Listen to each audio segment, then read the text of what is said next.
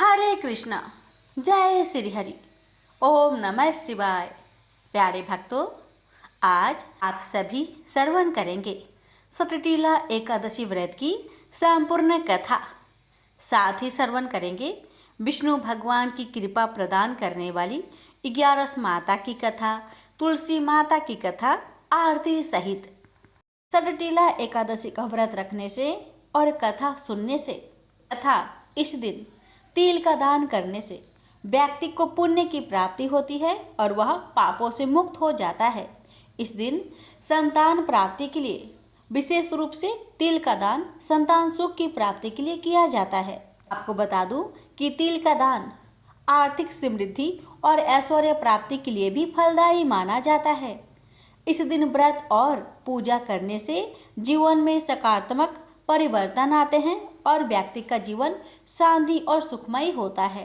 तटटीला एकादशी के दिन उपवास रखने और कथा सुनने तथा तिल का दान करने से, विष्णु भगवान की पूजा करने से भक्तों की हर मनोकामना शीघ्र ही पूर्ण हो जाती है। और व्रत तभी पूर्ण माना जाएगा जब आप विधि अनुसार व्रत करके इस कथा को श्रद्धा पूर्वक श्रवण करेंगे। तो आइए भक्तों, बड़े ही श्रद्धा और प्रसन्नचित मन से इस पावन कथा का रसपान करते हैं। प्रेम से बोलिए जय श्री हरि। एक समय दाल भव्य ऋषि ने पुलस्त्य ऋषि से पूछा कि हे महाराज, पृथ्वी लोक में मनुष्य ब्रह्म हत्या आदि महान पाप करते हैं, पराये धन की चोरी तथा दूसरे की उन्नति देखकर ईर्ष्या करते हैं, साथ ही अनेक प्रकार के व्यसनों में फंसे रहते हैं, फिर भी उनको नरक प्राप्त नहीं होता। इसका क्या कारण है? वे ना जाने कौन सा दान पुण्य करते हैं जिससे उनके पाप नष्ट हो जाते हैं। यह सब कृपा पूर्वक आप कहिए। पुलस्त्य मुनि कहने लगे कि हे महाभाग, आपने मुझसे अत्यंत गंभीर प्रश्न पूछा है। इससे संसार के जीवों का अत्यंत भला होगा। इस भेद को ब्रह्मा, विष्णु, रुद्र तथा इंद्र आदि भी नहीं जानते, परंतु मैं आपको यह गुप्त तत्व अवश्य बताऊंगा। उन्होंने कहा कि माघ मास लगते ही मनुष्य को स्नान आदि करके शुद्ध रहना चाहिए। इंद्रियों को वश में कर काम, क्रोध, लोभ, मोह, अहंकार, ईर्ष्या तथा देश आदि का त्याग कर भगवान का स्मरण करना चाहिए। पुष्य नक्षत्र में गोबर, कपास, तेल मिलाकर उनके कंडे बनाना चाहिए।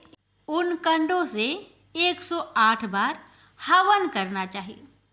उस दिन मूल नक्षत्र हो और एकादशी तिथि हो तो अच्छे पुण्य देने वाले नियमों को ग्रहण करें। स्नान आदि नित्य क्रिया से निवृत्त होकर सब देवताओं के देव श्री भगवान का पूजन करें और एकादशी व्रत धारण करें। रात्रि को जागरण करना चाहिए। उसके दूसरे दिन धूप, दीप, नैवेद्य आदि से भगवान का पूजन करके खिचड़ी का भोग लगाए। तत्पश्चात पेठा, नारियल, सीताफल या सुपारी का अर्घ्य देकर स्तुति करनी चाहिए। हे भगवान, आप दीनों को शरण देने वाले हैं। इस संसार सागर में फंसे हुओं का उद्धार करने वाले हैं। हे पुंडरीकाक्ष, हे विश्व भावन, हे सुब्रह्मण्य, हे पूर्वज, हे जगतपते, आप लक्ष्मी जी सहित इस तुच्छ अर्घ्य को ग्रहण करें। इसके पश्चात जल से भरा कुंड घड़ा ब्राह्मण को दान करें तथा ब्राह्मण को श्यामा गौ और तिल पात्र में देना भी उत्तम है। तिल स्नान और भोजन दोनों ही श्रेष्ठ है। इस प्रकार जो मनुष्य जितने तिलों का दान करता है उतने ही 1000 वर्ष स्वर्ग में वास करता है। तिल स्नान, तिल का उपटन, तिल का हवन, तिल का तर्पण, तिल का भोजन और तिलों का दान। ये तिल के 6 प्रकार है। इनके प्रयोग के कारण यह सटटीला एकादशी कहलाती है। इस व्रत के करने से अनेक प्रकार के पाप नष्ट हो जाते हैं। इतना कहकर पुलस्त्य ऋषि कहने लगे कि अब मैं तुमसे इस एकादशी की कथा कहता हूँ। एक समय नारद जी ने भगवान श्री विष्णु से यही प्रश्न किया था और भगवान ने जो सटतीला एकादशी का महात्म्य नारद जी को कहा था सो मैं तुमसे कहता हूँ। भगवान ने नारद जी से कहा कि हे नारद, मैं तुमसे सत्य घटना कहता हूँ, ध्यान पूर्वक सुनो। प्राचीन काल में मृत्यु लोक में एक ब्राह्मणी रहती थी। वह सदैव व्रत किया करती थी। एक समय वह 1 मास तक व्रत करती रही। इससे उसका शरीर अत्यंत दुर्बल हो गया। यद्यपि वह अत्यंत बुद्धिमान थी, तथापि उसने कभी देवताओं या ब्राह्मणों के निमित्त अन्न या धन दान नहीं किया था। इससे मैंने सोचा कि ब्राह्मणी ने व्रत आदि से अपना शरीर शुद्ध कर लिया है, अब इसे विष्णु लोक तो मिल ही जाएगा, परंतु इसने कभी अन्न का दान नहीं किया, इससे इसकी तृप्ति होना कठिन है।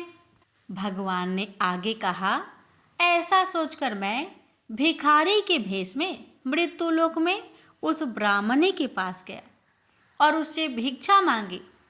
वह ब्राह्मणी बोली, महाराज, किस लिए आए हो? मैंने कहा, मुझे भिक्षा चाहिए। इस पर उसने एक मिट्टी का ढेला मेरे भिक्षा पात्र में डाल दिया।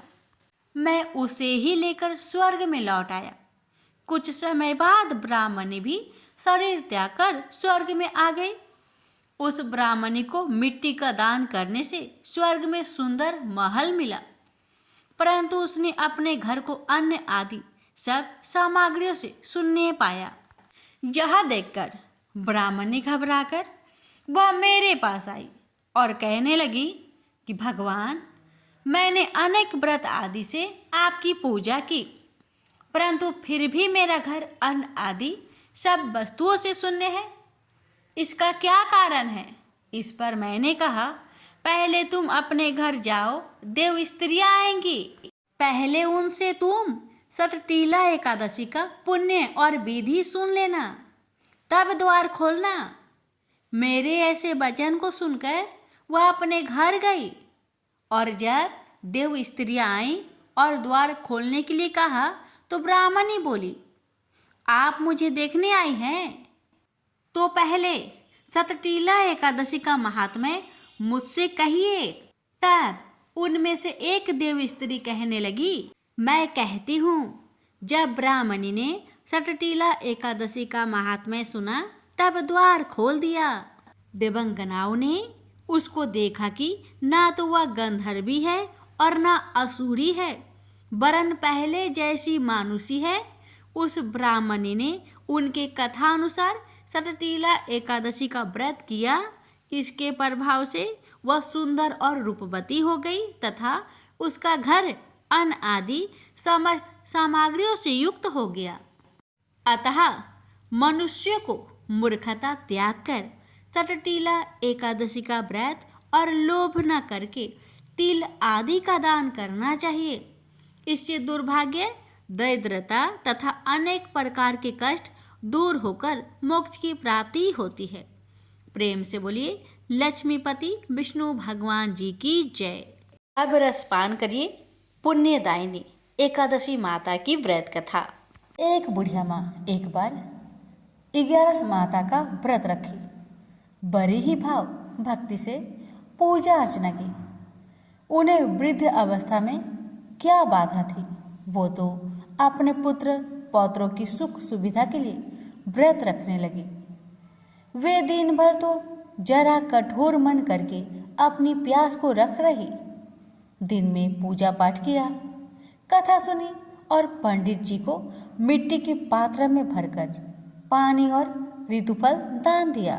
दोनों भर भर कर बूरा वितरण किया। उन्हें गर्मी के कारण बहुत बेचैनी हो रही थी। इस कारण से बड़ी देर तक पानी में पड़ी रही और पानी की कुल्ला करती रही, मुंह धोती रही। तब कहीं थोड़ा बहुत धैर्य बंध पाया। धूप तो तेज पड़ रही थी, इस कारण बार बार मुंह सूख रहा था। बूढ़ी माँ बहुत बेचैन हो रही थी।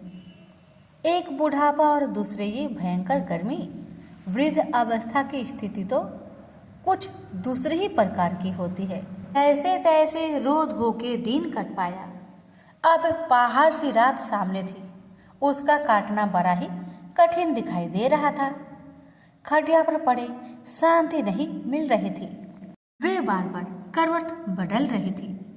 अनेक बार वो बाहर जाती और भीतर आती। उन्हें घर के अंदर शांति नहीं थी।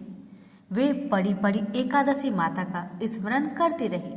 वे कहती रही कि हे माता जी, आप मेरी लाज रखेगा, आप ही मुझे शक्ति दे दीजिएगा जिससे मैं भली भांति आपका व्रत कर सकूं और ये पहाड़ सी रात शांतिपूर्वक व्यतीत हो सके। प्यास के कारण बूढ़ी माँ की बेचैनी तो बढ़ ही रही थी। उन्होंने धैर्य रखने का बहुत प्रयास किया, किंतु सहनशीलता की सीमा टूट गई और वे घबराकर एकदम चिल्ला पड़ी। बोली, बचाओ बचाओ बचाओ। अम्मा का चिल्लाना सुनकर परिवार भर के नर नारी, बच्चे और पड़ोसी एकत्रित होकर बूढ़ी अम्मा की खटिया के समीप पहुंच गए। सबने पूछा, अम्मा जी, आपको क्या हो गया? आप क्यों चिल्ला पड़ी हैं? आप इस वृद्धावस्था में ये कठिन व्रत क्यों कर रही हैं? अम्मा जी ने कहा, शक्ति से ही भक्ति होती है। थोड़ी ही देर में वे फिर से बोली कि अरे, हमारे प्राण तो ही निकल जा रहे हैं। मेरी छाती पर ठंडे पानी का घड़ा रख दीजिए। नातियों ने दादी की छाती पर ठंडे पानी का पात्र रख दिया। तब कहीं उन्हें थोड़ा बहुत आराम मिला और थोड़ी देर के लिए उन्होंने अपनी आंखें बंद कर ली। एकादशी माता ने सोचा कि ये बूढ़ी अम्मा है तो बहुत कठोर, जरा जाकर उसकी परीक्षा लेनी चाहिए। वे आधी रात को मुर्गा बनकर टेर लगाने लगी। मुर्गा की आवाज़ सुनकर दादी जल्दी से उठी और बाहर जाकर आसमान की ओर देखा, किंतु आसमान में कहीं उन्हें प्रातःकालीन तारा दिखाई नहीं दिया। वे सोचने लगी कि ये मुर्गा क्यों और कैसे बोल गया है। वे तो आधा रात मालूम प्रतीत होता है। उन्हें प्यास तो बहुत लग ही रही थी। थोड़ा बहुत उनका मन भी विचलित होने लगा था, किंतु अंत में उन्होंने दृढ़ निश्चय किया कि मैं अब व्रत को पूर्ण करके ही छोड़ूंगी, चाहे कुछ भी हो जाए, मेरा प्राण ही क्यों ना निकल जाए। ये सोचकर फिर वे खटिया पर शिथिल होकर सो गई। थोड़ी ही देर में एकादशी माता ने उनकी फिर से परीक्षा लेनी चाहिए। एक छोटी सी बालिका एक गिलास में शरबत लेकर उनके सिरहाने खड़ी हो गई और जोर से बोली, दादी जी, सवेरा हो गया, हाथ मुंह धोकर शरबत पी लीजिएगा। पहले तो शरबत का गिलास देखकर उनका मन ललचाने लगा, किंतु अचानक व्रत का स्मरण हो आया और उन्होंने सोचा कि मैं किसी भी प्रकार से अभी शरबत नहीं पी सकती हूँ और वे शांतिपूर्वक अपनी खटिया पर लेट गई। फिर थोड़ी देर में उन्हें ऐसा लगा कि जैसे किसी ने उन्हें पानी के कुएं में पटक दिया हो। वे बड़ी देर तक उस कुएं में हाथ पांव चलाती रही, किंतु उन्होंने अपने मुख में पानी की एक बूंद भी नहीं जाने दी और वे दृढ़तापूर्वक अपना व्रत पालन करती रही। थोड़ी ही देर में न जाने कहां से सामने आग जलने लगी, जिससे भारी गर्मी बढ़ने लगी।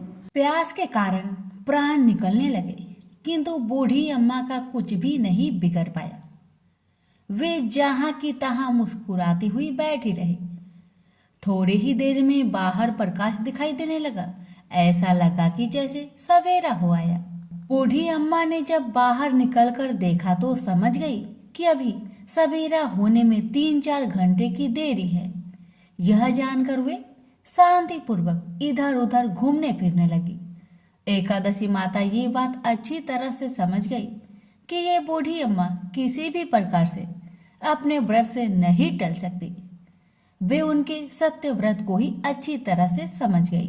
सवेरा होते ही बूढ़ी माँ ने स्नान किया भगवान का पूजा पाठ किया, एकादशी माता की कथा सुनी, ब्राह्मणों को दक्षिणा देकर भोजन करवाया। तब कहीं बूढ़ी अम्मा ने जल ग्रहण किया। कन्याओं को भोजन कराने के बाद अम्मा ने भोजन किया। उस श्रेष्ठ व्रत के प्रताप से बूढ़ी अम्मा की आयु में वृद्धि हो गई। उनका घर परिवार हरा भरा हो गया। घर में अब उनके कोई भी अभाव नहीं रहा। वे हर तरह के सुख साधनों से संपन्न हो गई। नाती नातिनों से उनका घर भर गया और वे उसी दिन से 12 महीने की एकादशी का व्रत करने लगी। एकादशी माता के व्रत के प्रताप से इस संसार में हर प्रकार के सुख भोग कर अंत में बैकुंठ धाम को चली गई। से बोलिए एकादशी माता की जय। विष्णु भगवान जी की जय। प्यारे भक्तों, अब आप सभी श्रवण करेंगे विष्णु प्रिया माँ तुलसी की पावन कथा। एकादशी व्रत में तुलसी माता की कथा का श्रवण अवश्य ही करना चाहिए। कथा श्रवण करने से माता लक्ष्मी और विष्णु भगवान की विशेष कृपा प्राप्त होती है। और विष्णु भक्तों से हमारी निवेदन है कि इस वीडियो को ज़्यादा से ज़्यादा शेयर करें ताकि सभी भक्त इस कथा को सुनकर भगवान की कृपा प्राप्त कर सके। प्रेम से बोलिए तुलसी महारानी की जय। एक बार माता लक्ष्मी भगवान विष्णु से पूछती है, हे स्वामी, तुलसी के पास दीपक जलाने का क्या महत्व है और रोज शाम को तुलसी के पास दिया क्यों जलाया जाता है? इससे मनुष्य को कौन सा फल प्राप्त होता है? तुलसी के पास दीपक जलाने की विधि क्या है तथा दीपक जलाते समय कौन से मंत्र का उच्चारण करना चाहिए?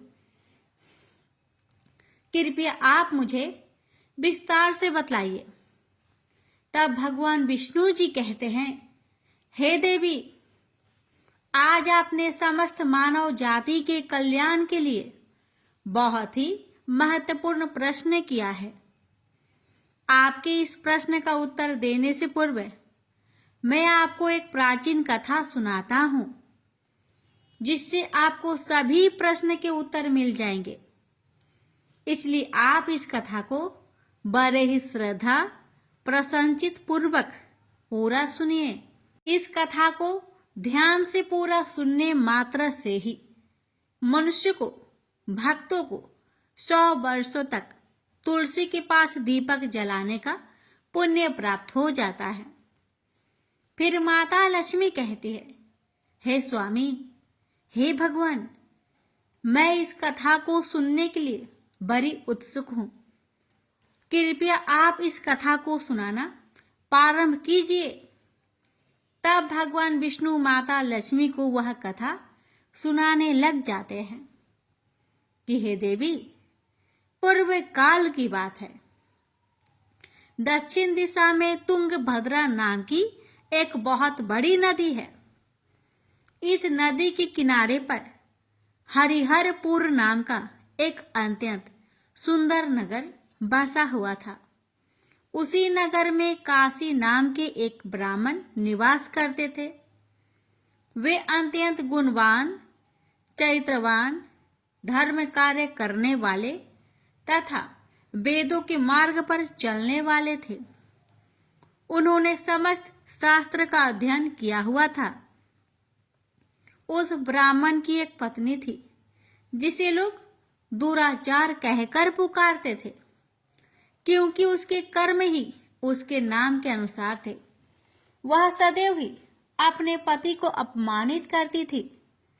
वह अपने पति के लिए कुवाच्य कहती रहती, पति को भयंकर दुख देती थी, पति के लिए कभी भोजन नहीं बनाती थी, अपने पति के साथ कभी शयन नहीं किया, कभी उसके साथ प्रेम से व्यवहार तक नहीं किया। पति के मित्र, परिवार के लोग घर पर आते तो वह स्त्री उनको अपमानित करके घर से भगा देती थी और स्वयं काम भाव से उन्मत्त होकर निरंतर अन्य वैभवचारिणी स्त्रियों के साथ घूमा करती थी। उसका मन पति को छोड़कर पराये पुरुष में लगा रहता था। उसने कभी अपने पति से प्रेम से बात तक नहीं की, किंतु पराये पुरुषों के संग बैठकर बातें करती थी। पराये पुरुषों को मोहित करने के लिए बड़े ही सज धज कर गांव में घूमने जाया करती थी। कभी वह वन में किसी वृक्ष के नीचे खड़ी रहकर सुंदर पुरुषों की राह देखने लगती और किसी दुष्ट पुरुष को मोहित करके उसके संग भोग विलास किया करती थी। फिर एक दिन वह दुराचारिणी स्त्री वन में जाकर एक वृक्ष के नीचे खड़ी हो गई। उसका चित्त काम से भरा हुआ था। वह किसी सुंदर कामी पुरुष की राह देख रही थी, किंतु बहुत समय निकलने के बाद भी उस स्थान पर कोई पुरुष नहीं आया। इसलिए वह अत्यंत दुखी हो गई और प्रियतम की खोज में इधर उधर देखने लगी। उस दिन उसका सारा परिश्रम व्यर्थ हो गया। वहां पर खड़ी होकर वह नाना प्रकार की बातें कहकर विलाप करने लगी। हाय, आज तो इस मार्ग से कोई भी सुंदर पुरुष नहीं आया। अब मैं कैसे अपने काम वासना को शांत करूं? क्या करूं? आज की रात कैसे बीतेगी? यह सोचकर वह जोर जोर से रोने लगी। उस जंगल में एक भयानक बाघ निवास करता था।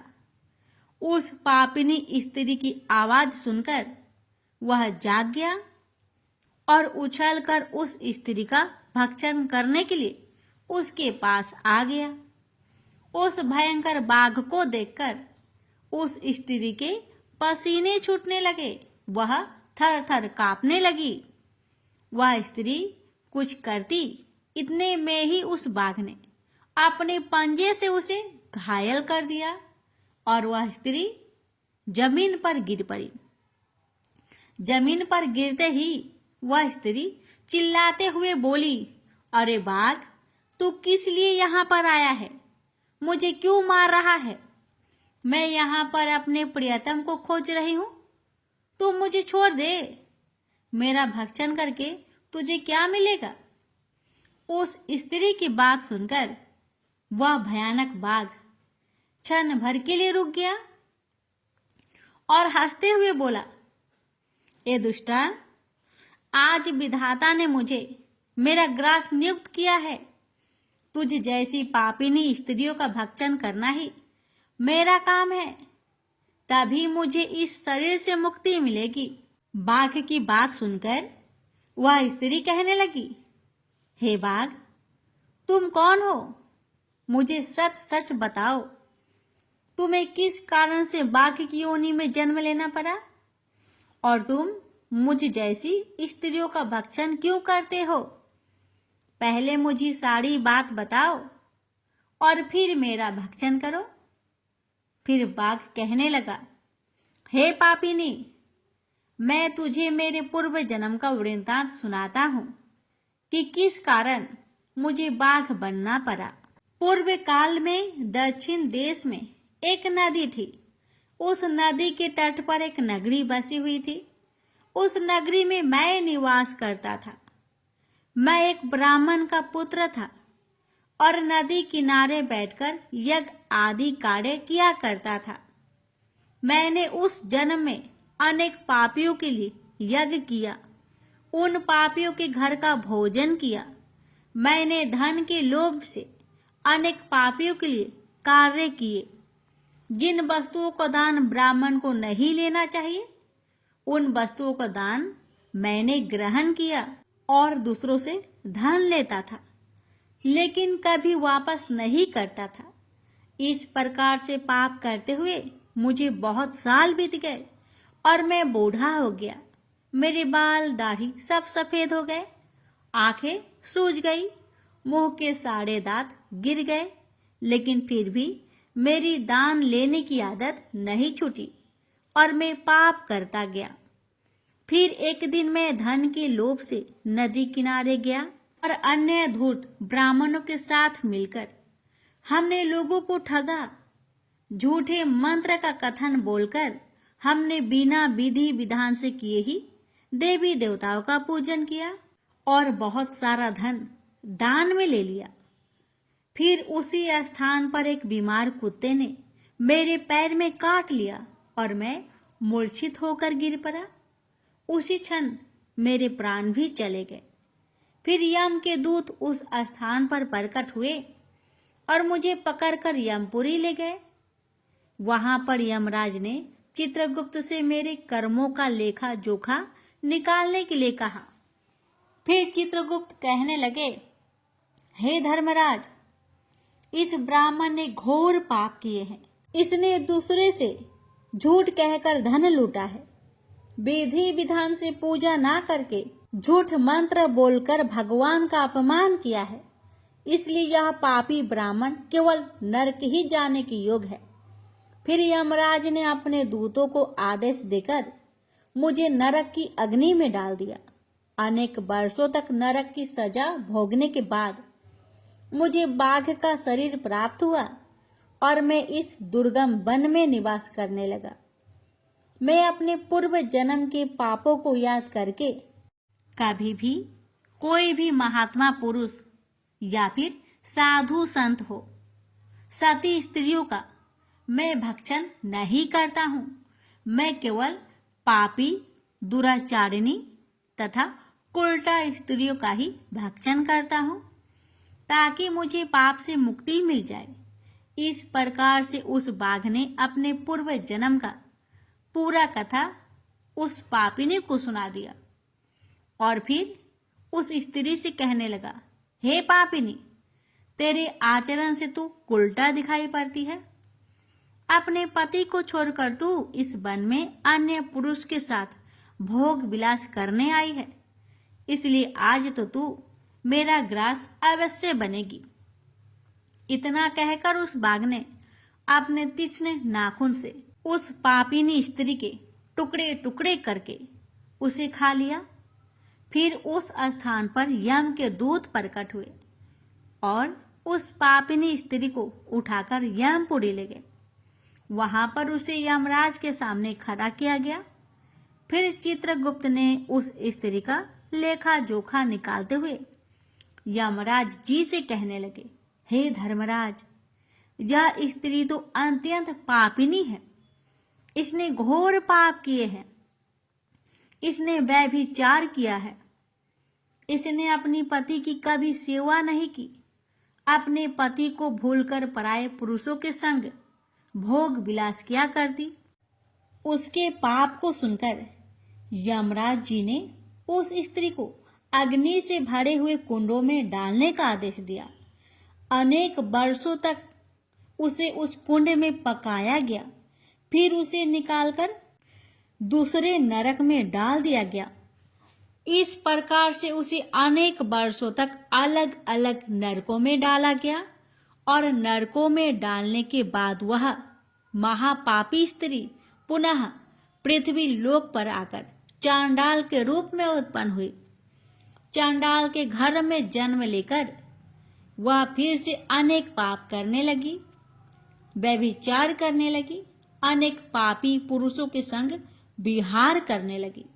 कुछ समय बाद पूर्व जन्म के पापों के कारण उसे कोढ़ का रोग हो गया और वह भयानक पीड़ा सहन करने लगी। उसका अंग अंग जलने लगा। उसके नेत्रों में पीड़ा होने लगी। इस दुख को सहन करती हुई अपना जीवन को बिता रही थी। फिर एक दिन वह तीर्थ में स्नान करने के उद्देश्य से अनंतपुरा में चली गई। वहां पर वह एक आश्रम के बाहर निवास करने लगी। वहां उस आश्रम में एक तुलसी जी का पौधा था। अन्य स्त्रियों को वहां पर तुलसी जी के पास दीपक जलाते हुए देखकर उस महापापी स्त्री ने भी वही किया। उसने तुलसी जी के पौधे के पास जाकर एक घी का दीपक जला दिया। फिर उसी रात हृदय घात से उसकी मृत्यु हो गई और यमराज के दूत उसे लेने के लिए आ गए।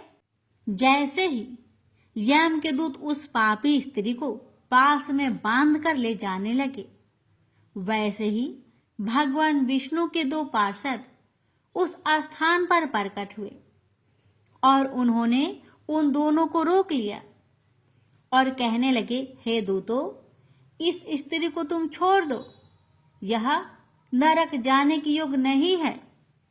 तुम किसके आदेश से ऐसा अधर्म कर रहे हो? फिर यम के दूत कहने लगे, हे पार्षदों, हम यमराज के आदेश से इस पापी स्त्री को उठाकर ले जा रहे हैं, किंतु आप हमें किस कारण से रोक रहे हैं? यह स्त्री अत्यंत पापी है, महापापी है। इसने बहुत घोर पाप किए हैं। इसे नरक में जाने की आज्ञा मिली है। फिर पार्षद कहने लगे, हे दूतों, यह स्त्री तो विष्णु भगवान की भक्त है। यह नरक जाने की योग्य नहीं है। इसने शाम के समय तुलसी जी के पास दीपक जलाया है। इसी कारण से इसके समस्त पाप नष्ट हो गए हैं। इसलिए अब यह नरक जाने की योग्य नहीं है। यह स्वर्ग जाने की अधिकारी बन चुकी है। पार्षदों की बात सुनकर यमदूतों ने उस स्त्री को उस स्थान पर छोड़ दिया और यमलोक लौट गए। वहां जाकर उन्होंने यमराज को सारा वृत्तांत सुना दिया। फिर भगवान विष्णु के पार्षद उस स्त्री को दिव्य विमान पर बैठाकर स्वर्ग ले गए। भगवान विष्णु कहते हैं, हे देवी, इस प्रकार से तुलसी के पास दीपक जलाने मात्र से ही मनुष्य के सभी पाप नष्ट हो जाते हैं, सभी संकट कट जाते हैं। जो स्त्री नित्य शाम को तुलसी जी के पास दीपक जलाती है, वह सौभाग्यशाली बन जाती है। उसके पूर्व जन्मों के सभी पाप नष्ट हो जाते हैं। उसे सुख समृद्धि की प्राप्ति होती है। रोज तुलसी के पास दीपक जलाते समय इस मंत्र का उच्चारण करना चाहिए। ओम तुलसी देवे च विद्महे विष्णु प्रियाय च धीमहि तन्नो वृंदा प्रचोदया। इसका अर्थ है, विष्णु प्रिया तुलसी, मैं आपको नमन करती हूँ। आप मुझे उच्च बुद्धि दीजिए। हे वृंदा, आप मेरे मन को रोशन करें। भगवान विष्णु कहते हैं, हे देवी, हजारों अमृत के घरों से नहलाने पर भी श्री हरि विष्णु को उतनी तृप्ति नहीं होती जितनी कि वे मनुष्य के द्वारा तुलसी का एक पत्ता चढ़ाने से प्राप्त करते हैं। 10,000 गौदान से मानव को जो फल प्राप्त करता है, वही फल तुलसी पत्र के दान से पा लेता है। जो मृत्यु के समय अपने मुख में तुलसी पत्र का जल पा जाता है, वह संपूर्ण पापों से मुक्त होकर भगवान श्री हरि विष्णु के धाम को जाता है। हिंदू धर्म में तुलसी के पौधे का महत्व सबसे अधिक है। इसकी सबसे पहले पूजा भगवान विष्णु ने की थी। भगवान विष्णु कहते हैं, जिस प्रकार से देवी लक्ष्मी से बैकुंठ को ऐश्वर्य प्राप्त है, उसी प्रकार से बैकुंठ में तुलसी के कारण ही पवित्रता प्राप्त है। पृथ्वी लोक पर जिस स्थान पर भी तुलसी का पौधा होगा, उस स्थान पर कभी बुराई का वास नहीं होगा। ऐसा स्थान सबसे अधिक पवित्र होगा। इसी कारण से हमें हमारे घर में तुलसी का पौधा अवश्य लगाना चाहिए। इस प्रकार से भगवान विष्णु ने तुलसी के पास दिया जलाने का महत्व, महिमा बताए। अगर कथा अच्छी लगे तो कमेंट बॉक्स में तुलसी महारानी की जय अवश्य लिखें और इस वीडियो को एक शेयर अवश्य करें। भगवान विष्णु आप सभी भक्तों की हर मनोकामना को पूर्ण करे। प्रेम से बोलिए जय श्री हरि। अब श्रवण करें सभी व्रत को सफल करने वाली गणेश जी की पावन कथा। इनकी कथा को सुने बिना आपका व्रत अधूरा रह जाएगा। तो आइए व्रत का संपूर्ण फल पाने के लिए इस पावन कथा का रसपान करते हैं। प्रेम से बोलिए गणेश जी की जय। एक बार गणेश जी एक छोटे से बालक के रूप में एक चम्मच में चावल और दूसरे चम्मच में दूध लेकर निकले। वो हर किसी से कह रहे थे कि कोई मेरे लिए खीर बना दो, कोई मेरे लिए खीर बना दो। एक बुढ़िया माई बैठी हुई थी। उसने कहा, ला बेटा, मैं तुम्हारे लिए खीर बना देती हूँ। इतना कहकर बुढ़िया माई अपने कमरे में जाकर छोटे छोटे 2 कटोरी लेकर आती है। तब भेष रूपी गणेश जी कहने लगे, दादी माँ, छोटी सी बर्तन से क्या होगा? आपके घर में जो सबसे बड़ा बर्तन हो उसी को लेकर आओ। बुढ़िया माई मुस्कुराकर बच्चे की मन रखने के लिए, उसके खुशी के लिए अपने घर की सबसे बड़ा बर्तन लेकर बाहर आई और बालक गणेश के सामने रख दिया। अब तो बुढ़िया माई की आंखें फटी की फटी रह गई। वह जो थोड़े से चावल थे, 1 चम्मच चावल उस बर्तन में डालते ही बर्तन चावल से भर गया और दूसरे बर्तन में 1 चम्मच का दूध डालने से ही बर्तन दूध से भर गया। ये सब देख बुढ़िया आश्चर्य में पड़ गई। अब इतना होने के बाद भेष रूपी गणेश जी कहते हैं, दादी माँ, मैं नहाकर आता हूँ, आप खीर को बनाकर तैयार कर लो। जब बुढ़िया माई बड़े ही प्यार से खीर को बनाया, बूढ़ी माई के पोते पोती खीर खाने के लिए रोने लगे। बुढ़िया ने कहा, गणेश जी, आपके भोग लगे। इतना कहकर चूल्हे में थोड़ी सी खीर डाली और अपने दोनों बच्चों को कटोरी भर भर कर खीर दे दिया। बूढ़ी माई की पड़ोसन ऊपर से देख रही थी, तो बुढ़िया माई ने सोचा ये पड़ोसन जरूर चुगली कर देगी, तो बुढ़िया माई ने उसे भी 1 कटोरा खीर भरकर उसे भी पकड़ा दिया। अब होता है ये कि बेटे की बहू चुपके से आई और 1 कटोरा खीर लेकर बड़े प्रेम से खाई और कटोरा को चक्की के नीचे छुपा दिया। अभी भी गणेश जी नहीं आए थे। बुढ़िया माई को भी भूख लग रही थी। बेचारे वो भी 1 कटोरा खीर भरकर किवाड़ के पीछे बैठकर एक बार फिर कहा, हे गणेश जी, आपको भोग लगे, ऐसा कहकर खाना शुरू कर दिया। तभी गणेश जी आ गए तो बुढ़िया माई कहने लगी, आजा रे गणेशिया, खीर खा लो, मैं आपके ही राह देख रही थी।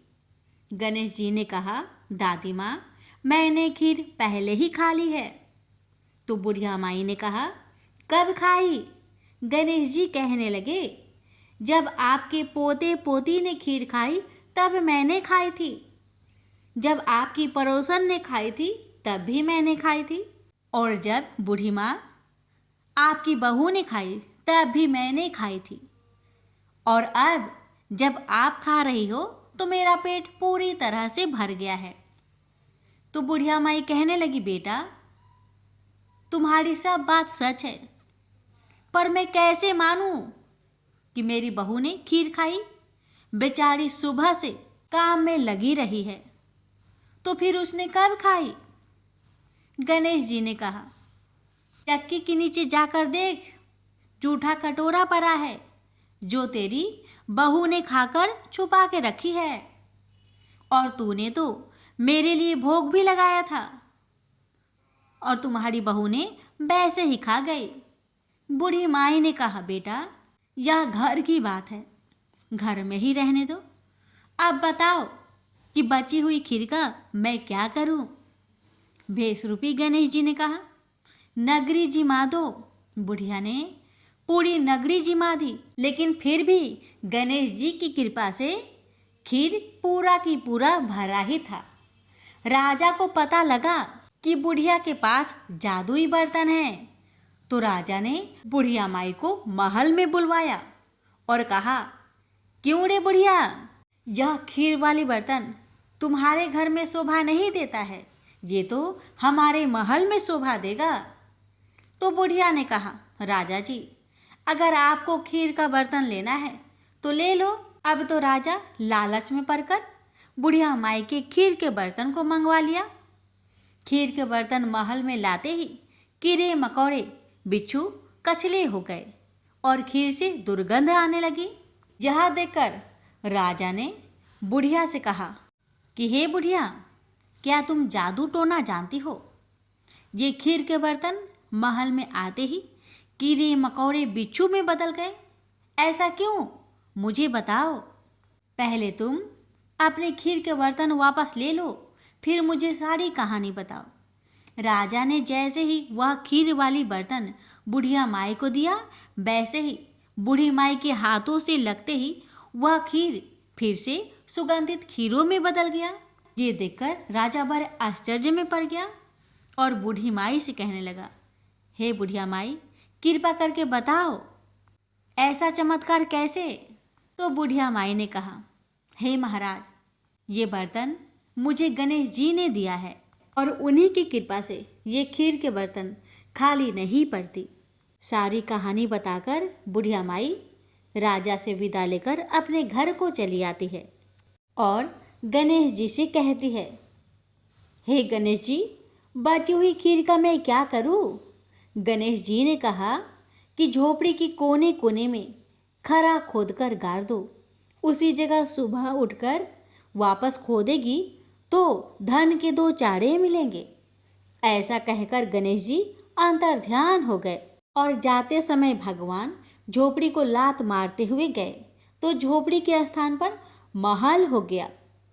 सुबह बहू ने फावड़ा लेकर पूरे घर को खोद दिया, लेकिन कुछ भी नहीं मिला। तो बहू कहने लगी, सासू जी, आपके गणेश जी झूठे हैं। तो सास ने कहा, बहू, मेरे गणेश झूठो नहीं है, ला मैं देखूं। वह सुई लेकर खोजने लगी तो टन टन कर 2 धन के चाड़े निकल आए। बहू ने कहा, सासू जी, आपके गणेश तो साचो ही हैं। सास ने कहा, गणेश जी तो भावनाओं के भूखे हैं। यह गणेश जी जैसे आपने बुढ़िया माई को दिया वैसे सबको देना। विनायक जी की कहानी कहने वाले, हुक्कार भरने वाले और आसपास के सुनने वाले सबको देना। प्रेम से बोलिए जय श्री गणेश। प्यारे भक्तों, अब आप सभी श्रवण करेंगे महापुण्य फल प्रदान करने वाली श्रीमद् भागवत गीता पाठ की यह अध्याय संक्षेप में कुछ महत्वपूर्ण शब्दों और अवधारणाओं का वर्णन करता है, जिनका उपनिषदों में विस्तार से उल्लेख किया गया है। इसमें यह वर्णन भी किया गया है कि मृत्यु के पश्चात आत्मा के गंतव्यों का निर्धारण किस प्रकार से होता है। देह का त्याग करते समय यदि हम भगवान का स्मरण करते हैं तब हम निश्चित रूप से उसे पा लेंगे। इसलिए अपने दैनिक कार्य को संपन्न करने के साथ साथ हमें सदैव उसकी विशेषताओं, गुणों और दिव्य लीलाओं का चिंतन करना चाहिए।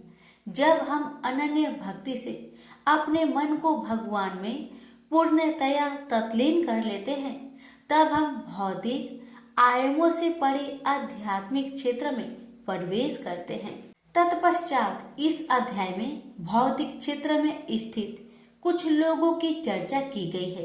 इसमें बताया गया है कि सृष्टि के चक्र में ये लोक और पर निवास करने वाले असंख्य प्राणी कैसे इनमें प्रकट होते हैं और प्रलय के समय पुनः अव्यक्त हो जाते हैं।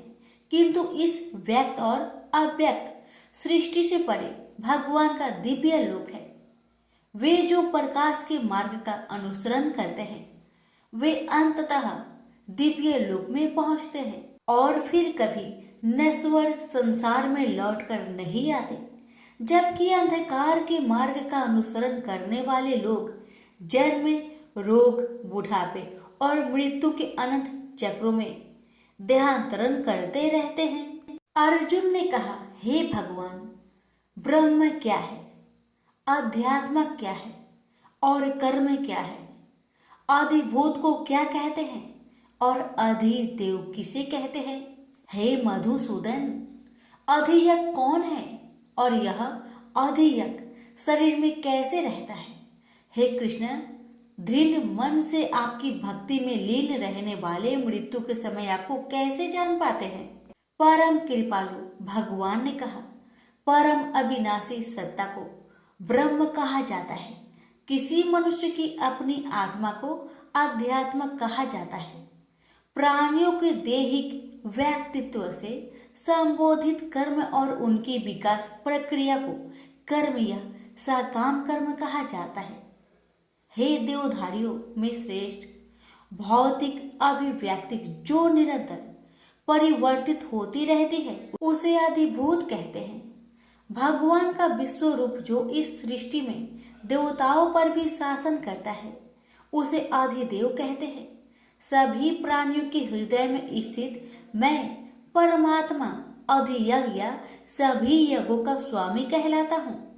वे जो शरीर त्यागते समय मेरा स्मरण करते हैं वे मेरे पास आएंगे, इस संबंध में निश्चित रूप से कोई संदेह नहीं है। हे कुंती पुत्र, मृत्यु के समय शरीर छोड़ते हुए मनुष्य जिसका स्मरण करता है वह उसी गति को प्राप्त होता है, क्योंकि वह सदैव ऐसे चिंतन में लीन रहता है। इसलिए सदा मेरा स्मरण करो और युद्ध लड़ने के अपने कर्तव्य का भी पालन करो। अपना मन और बुद्धि मुझे समर्पित करो, तब तुम निश्चित रूप से मुझे पा लोगे, इसमें कोई संदेह नहीं है। हे पार्थ, अभ्यास के साथ जब तुम अविचलित भाव से मन को मुझ पुरुषोत्तम भगवान के स्मरण में लीन करते हो तब तुम निश्चित रूप से मुझे पा लोगे। भगवान सर्वज्ञ, आदि पुरुष, नियंता, सूक्ष्म से सूक्ष्मतम, सबका पालक, अज्ञानता के सभी अंधकारों से परे और सूर्य से अधिक तेजवान है और अचिंतनीय दिव्य स्वरूप के स्वामी है। मृत्यु के समय जो मनुष्य योग के अभ्यास द्वारा स्थिर मन के साथ अपने प्राणों को भोग के मध्यम स्थिर कर लेता है और दृढ़ता पूर्वक पूर्ण भक्ति से दिव्य भगवान का स्मरण करता है, वह निश्चित रूप से उसे पा लेता है। वेदों के ज्ञाता उसका वर्णन अविनाशी के रूप में करते हैं। महान तपस्वी ब्रह्मचार्य व्रत का पालन करते हैं और उसमें स्थित होने के लिए सांसारिक सुखों का त्याग करते हैं। मैं तुम्हें इस मुक्ति के मार्ग के संबंध में संक्षेप में बताऊंगा। शरीर के समस्त द्वारों को बंद कर मन को हृदय स्थल पर स्थिर करते हुए और प्राण वायु को सिर पर केंद्रित करते हुए मनुष्य को दृढ़ योगिक चिंतन में स्थित हो जाना चाहिए। जो देह त्यागते समय मेरा स्मरण करता है और पवित्र अक्षर ओम का उच्चारण करता है वह परम गति को प्राप्त करेगा। हे पार्थ, जो योगी अनन्य भक्ति भाव से सदैव मेरा चिंतन करते हैं उनके लिए मैं सरलता से सुलभ रहता हूँ, क्योंकि वे निरंतर मेरी भक्ति में तत्लीन रहते हैं।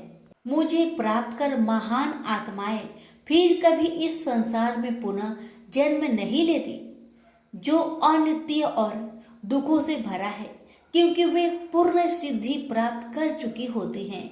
हे अर्जुन, इस भौतिक सृष्टि के सभी लोकों में ब्रह्मा के उच्च लोक तक तुम्हें पूर्ण जन्म प्राप्त होगा।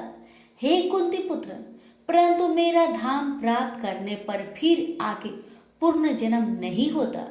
1000 चक्र के 4 युग महायुग का ब्रह्म का कल्प एक दिन होता है और इसकी अवधि की उसकी एक रात्रि होती है। इसे वही बुद्धिमान समझ सकते हैं जो दिन और रात्रि की वास्तविकता को जानते हैं। ब्रह्मा के दिन के शुभ आरंभ पर सभी जीव अव्यक्त अवस्था से व्यक्त होते हैं और रात्रि होने पर पुनः सभी जीव अव्यक्त अवस्था में लीन हो जाते हैं। ब्रह्मा के दिन के आगमन के साथ असंख्य जीव पुनः जन्म लेते हैं और ब्रह्मांडीय रात्रि के आने पर अगले ब्रह्मांडीय दिवस के आगमन पर स्वतः पुनः प्रकट होने के लिए विलीन हो जाते हैं। व्यक्त और अव्यक्त सृष्टि से परे अन्य अव्यक्त स्वास्थ्य आयाम है। जब सब कुछ विनष्ट हो जाता है किंतु उसकी सत्ता का विनाश नहीं होता।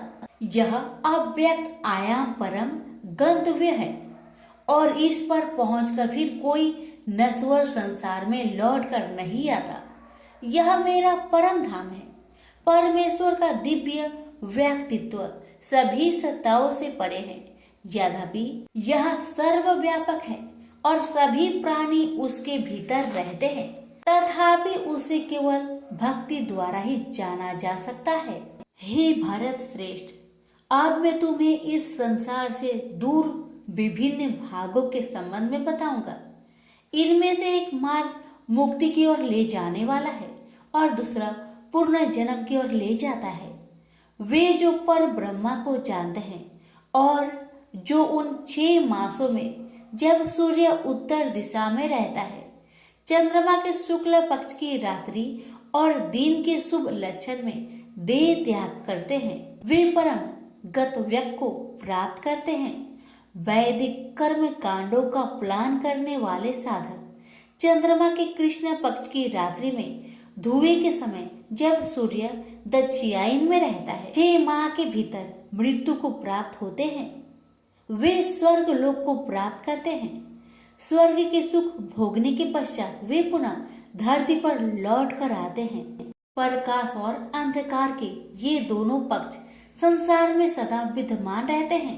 प्रकाश का मार्ग मुक्ति की ओर तथा अंधकार का मार्ग पुनर्जन्म की ओर ले जाता है। ये पार्थ, जो योगी इन दोनों मार्ग का रहस्य जानते हैं, वे कभी मोहित नहीं होते, इसलिए वे सदैव योग में स्थिर रहते हैं। हे योगी, इस रहस्य को जान लेते हैं, वे विधि पैमान, तपस्या, यज्ञों के अनुष्ठान और दान से प्राप्त होने वाले फलों से परे और अधिक लाभ प्राप्त करते हैं। ऐसे योगियों को भगवान का परम धाम प्राप्त होता है। प्रेम से बोलिए श्री कृष्ण भगवान की जय। भगवान शिव कहते हैं, देवी अब 8वें अध्याय का महात्म्य सुनो। उसके सुनने से तुम्हें बड़ी प्रसन्नता होगी। लक्ष्मी जी के पूछने पर भगवान विष्णु ने उन्हें इस प्रकार 8वें अध्याय का महात्म्य बतलाया। दक्षिण में आमदर्कपुर नामक एक प्रसिद्ध नगर है। वहां भाव शर्मा नामक एक ब्राह्मण रहता था, जिसने वैश्या को पत्नी बनाकर रखा था। वह मांस खाता, मदिरा पीता, श्रेष्ठ पुरुषों का धन चुराता, पराई स्त्री से व्यभिचार करता और शिकार खेलने में दिलचस्पी रखता था। वह बड़े भयानक स्वभाव का था और मन में बड़े बड़े हौसले रखता था। एक दिन मदिरा पीने वालों का समाज जुटा था। उसमें भाव शर्मा ने भरपेट तारी पी, खूब गलित कर उसे चढ़ाया। अतः अजीर्ण से अत्यंत पीड़ित होकर वह परमात्मा कालवश मर गया और बहुत बड़ा तार का वृक्ष हुआ। उसकी घनी और ठंडी छाया का आश्रय लेकर ब्रह्म राक्षस भाव को प्राप्त हुआ। कोई पति पत्नी वहां रहा करते थे। उसके पूर्व जन्म की घटना इस प्रकार है। एक कुशीबल नामक ब्राह्मण था, जो वेदांग के तत्वों का ज्ञाता, संपूर्ण शास्त्रों के अर्थ का विशेषज्ञ और सदाचारी था। उसकी स्त्री का नाम कुमति था। वह बड़े खोटे विचार की थी। वह ब्राह्मण विद्वान होने पर भी अत्यंत लोभवश अपनी स्त्री के साथ प्रतिदिन भैंस, काल पुरुष और घोड़े आदि बड़े दानों को ग्रहण किया करता था, परंतु दूसरे ब्राह्मणों को दान में मिली हुई कौड़ी भी नहीं देता था। वे ही दोनों पति पत्नी कालवश मृत्यु को प्राप्त होकर ब्रह्म राक्षस हुए। वे भूख और प्यास से पीड़ित हो इस पृथ्वी पर घूमते हुए उसी तार वृक्ष के पास आए और उसके मूल भाग में विश्राम करने लगे। इसके बाद पत्नी ने पति से पूछा, हे नाथ, हम लोगों का यह महान दुख कैसे दूर होगा तथा इस ब्रह्म राक्षस योनि से किस प्रकार हम दोनों की मुक्ति होगी? तब उस ब्राह्मण ने कहा, ब्रह्म विद्या के उपदेश, आध्यात्मिक तत्व के विचार और कर्म विधि के ज्ञान बिना किस प्रकार संकट से छुटकारा मिल सकता है? यह सुनकर पत्नी ने पूछा कि तत्ब्रह्मा की मध्यात्मा की कर्म पुरुषोत्तम वह ब्रह्म क्या है, अध्यात्म क्या है और कर्म कौन सा है? उसकी पत्नी के इतना कहते ही जो आश्चर्य घटना घटित हुई उसको सुनो। उपयुक्त वाक्य गीता के 8वें अध्याय का श्लोक था। उसके श्रवण से वह वृक्ष उस समय तार के रूप को त्याग कर भाव शर्मा नामक ब्राह्मण हो गया। तत्काल ज्ञान होने से विशुद्ध चित होकर वह पाप के चोले से मुक्त हो गया तथा उस आधे श्लोक के ही महात्म्य से वे पति पत्नी भी मुक्त हो गए। उनके मुख से देवाथी 8वें अध्याय का आधा श्लोक निकल पड़ा था। तदंतर आकाश से एक दिव्य विमान आया और वे दोनों पति पत्नी उस विमान पर आरूढ़ होकर स्वर्ग लोक को चले गए। वहां का यह सारा वृत्तांत अत्यंत आश्चर्यजनक था। उसके बाद उस बुद्धिमान ब्राह्मण भाव शर्मा ने आदर पूर्वक उस आधे श्लोक को लिखा और देव जनार्दन की आराधना करने की इच्छा से वह मुक्तिदायिनी काशीपुरी में चला गया। वहां उस उद्धार बुद्धि वाले ब्राह्मण ने भारी तपस्या आरंभ की। उसी समय क्षीर सागर की कन्या भगवती लक्ष्मी ने हाथ जोड़कर देवताओं के भी देवता जगतपति जनार्दन से पूछा, नाथ आप सहसा नींद त्याग कर खड़े क्यों हो गए? श्री भगवान बोले, देवी काशीपुर में भी भागीरथी के तट पर बुद्धिमान ब्राह्मण भाव शर्मा मेरी भक्ति रस से परिपूर्ण होकर अत्यंत कठोर तपस्या कर रहा है। वह अपनी इंद्रियों को बस में करके गीता के 8वें अध्याय के आधे श्लोक का जप करता है। मैं उसकी तपस्या से बहुत संतुष्ट हूँ। बहुत देर से उसकी तपस्या के अनुरूप फल का विचार कर रहा था। प्रिय, इस समय वह फल देने को मैं उत्कंठित हूँ। पार्वती जी ने पूछा, भगवान श्रीहरि सदा प्रसन्न होने पर भी जिनके लिए चिंतित हो उठे थे, उस भगवत भाव शर्मा ने कौन सा फल प्राप्त किया है? श्री महादेव जी बोले, देवी द्विज श्रेष्ठ भाव शर्मा प्रसन्न हुए। भगवान विष्णु के पार्षद को पाकर अत्यधिक सुख को प्राप्त हुआ तथा उसके अन्य वंशज भी जो नरक यातना में पड़े थे, उसी के शुद्ध कर्म से भागवत धाम को प्राप्त हुई। पार्वती, यह 8वें अध्याय का महात्म्य थोड़े में ही तुम्हें बताया है। इस पर सदा विचार करते रहना चाहिए। प्रेम से बोलिए उमापति शंकर भगवान की जय, लक्ष्मी नारायण की जय।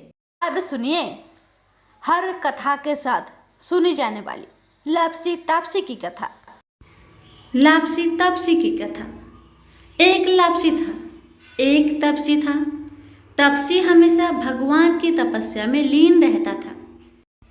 लापसी रोजाना 1.25 सेर की लापसी बनाकर भगवान का भोग लगाकर जीम लेता था।